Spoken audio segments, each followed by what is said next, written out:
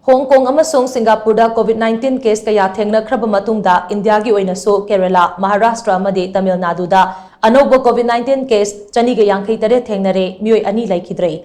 NDTV gi report amana hai mamangi chayoda Kerala da laina asigi Anouba case humpumapan report tauraki.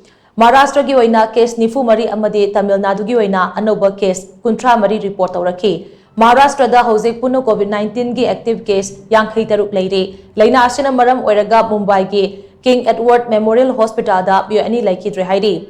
Meeoi ani adu amana masagi chahi 58 surabi cancer patient ni aduga amana kidney gi anaba leiba masagi chahi 13 khagtama ngairibi nupi machani.